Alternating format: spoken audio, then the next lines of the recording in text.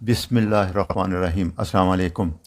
आज फिर बहुत अहम लेक्चर है गुर्दों के बारे में। पिछले लेक्चर में मैंने किडनी की 5 स्टेजेस बताई थी जो कि गुर्दे फेल होने तक हैं, तो वो आपको याद होगा, वो आप जहन में रखना। और स्टेज 3 तक मैंने कहा था कि रिवर्स हो सकता है, उसके बाद 4-5 में बहुत मुश्किल हो जाता है। लिहाजा अभी मैं इसके बताऊंगा कि आप गुर्दों को कैसे बचाएं और आप 100% अपने गुर्दे बचा सकते हैं। गुर्दा बचाने का मतलब है कि आपने 50-60 लाख रुपया बचा लिया। एक ट्रांसप्लांट पे इतना खर्चा है और उसके बाद सारी ज़िंदगी 25-30 हज़ार रुपये की दवाइयाँ खानी पड़ती हैं। ट्रांसप्लांट कोई इतना मजाक नहीं है, ये चीज़ें समझ लेना आप ज़ोर से। लिहाजा मैं जो बताऊँगा इसको बड़े गौर से सुन लें। डॉक्टर BM हेज बहुत ज़बरदस्त बात कहते हैं। वो कहते हैं कि नो पिल फॉर एवरी इल, किस तमाम बुराइयों के लिए दवाइयाँ नहीं हैं, लेकिन हर दवाई के बाद बीमारी ज़रूर है, साइड इफ़ेक्ट ज़रूर है, कॉम्प्लिकेशन ज़रूर है। हर दवाई की कोई ना कोई साइड इफ़ेक्ट ज़रूर है, ये चीज़ ज़हन में रखनी है। मैंने पिछले लेक्चर में भी कहा था कि सबसे कॉमन काज दवाइयाँ हैं, वो आज मैं बताऊंगा आपको। ये मार्च 2021 में जो स्टडी आया था, 85% नौजवान अमेरिका में इंसुलिन रेजिस्टेंस है, यंग लोग।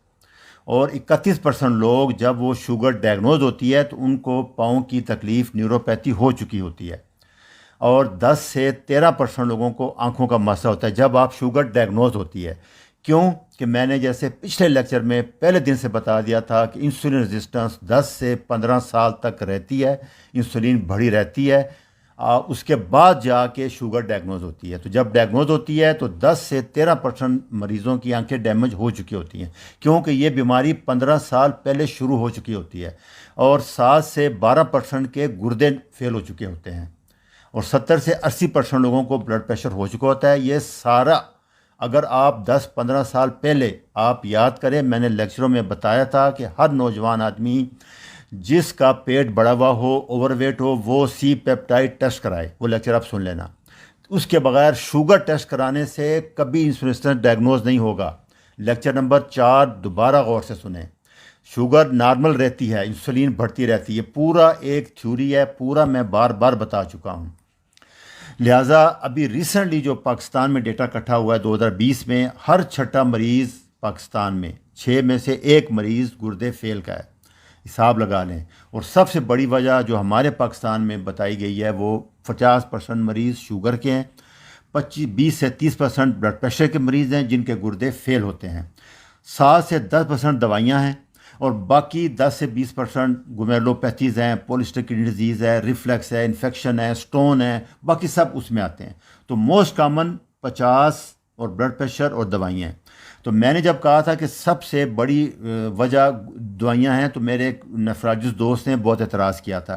तो ये देखें, 50% शुगर के मरीज़ हैं, वो सब दवाइयाँ खाते हैं, कंट्रोल करते हैं, कुछ ना हो तो ग्लूकोफेज तो लेते ही हैं।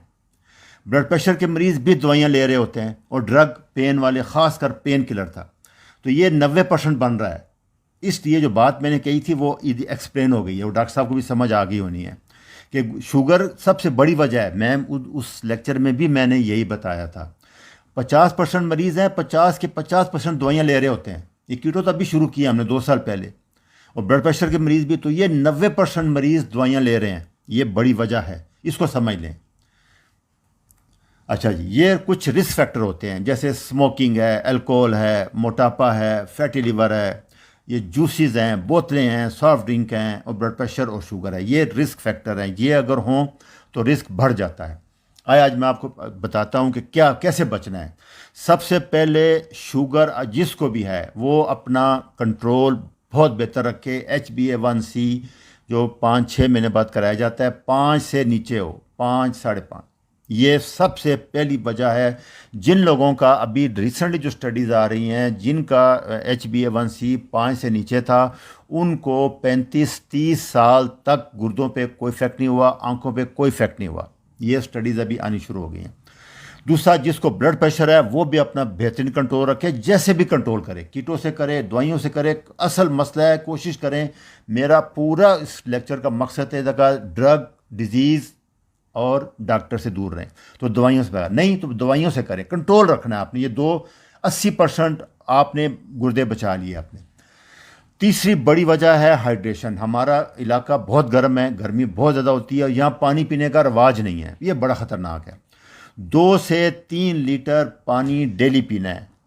अच्छा, उसके बाद गर्मी सर्दी में इसलिए फ़िक्स नहीं है, 4 गर्मियों में 4 लीटर तक भी चला जाएगा। दूसरा तरीका बेस्ट ये है कि 1 लीटर पेशाब आपको आना चाहिए। ये आपको 4 लीटर पीने से आए, 5 लीटर से आए, सर्दियों में 1.5 लीटर से आ जाएगा। ये 2 चीज़ें हैं, इसको रखें। मैं आपको फिर यकीन दिलाता हूँ, शुगर, ब्लड प्रेशर और दवाइयाँ, पेन किलर अगर ले भी रहे हैं तो 2 गिलास पानी के साथ लें, उससे उसका जो नुकसान है गुर्दे पे कम हो जाएगा। 1 लीटर पेशाब हर हाल में आना चाहिए।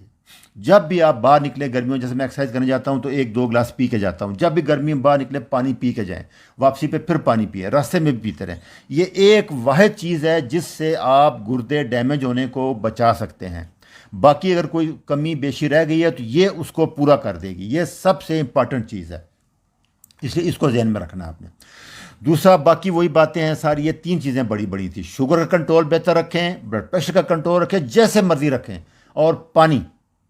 तीसरा, प्रोसेस फूड। बाजारी फूड में इतने केमिकल डालते हैं, इतने प्रिजर्वेटिव डालते हैं, वो सारे गुर्दों से निकलते हैं, गुर्दों को डैमेज करते हैं।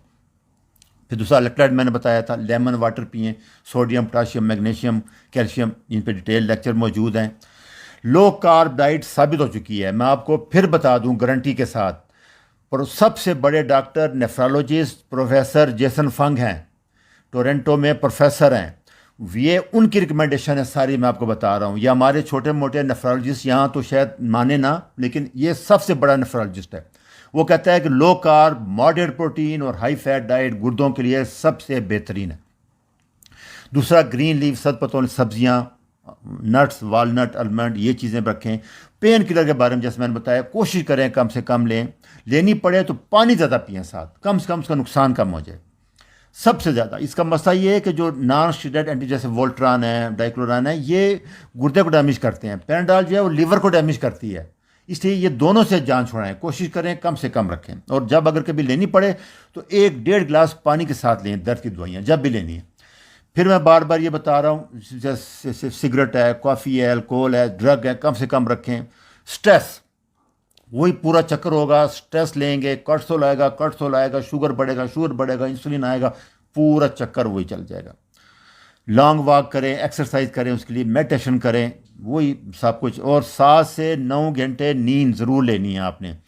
इसका सबसे बेहतरीन हल यही है, ये जैसे आपका बेडरूम डार्क हो, 2 घंटे पहले आप कंप्यूटर, टेबलेट्स, मोबाइल सब छोड़ दें, कोशिश करें कमरे से बाहर रख दें, कोई डिवाइस ना हो, और टेम्परेचर थोड़ा ठंडा हो कमरे का, उससे नींद आती है। ये टिप्स हैं सारी देखने के लिए। इसमें सबसे यही इंपॉर्टेंट चीज़ें हैं जो आपको बार बार बता रहा है। 10 बजे सो जाया करें, सुबह 5 बजे तक सोएं। ये बाकी चीज़ें वही हैं, पहली 3 चीज़ें बहुत इंपॉर्टेंट थी, ये आप देख लें। दूसरा सारा इसमें मैं आपको बता दूंगा। ग्रीन लीफ वेजिटेबल है, बहुत लो कार्बोहाइड्रेट होते हैं ये सारे, इसलिए मैं बार बार आपको कह रहा हूँ स्ट्रेस को बहुत कम रखें। ये चीज़ें हैं, इससे आप अपने गुर्दों को बचा लें। एक दफ़ा हो गया डैमेज, फिर रिवर्स बहुत मुश्किल होता है, इसलिए पहले ही एहतियात करें। परहेज़ इलाज से बेहतर है, इसको सारी ज़िंदगी पले बांध देना। अच्छा जी, अल्लाह हाफिज़।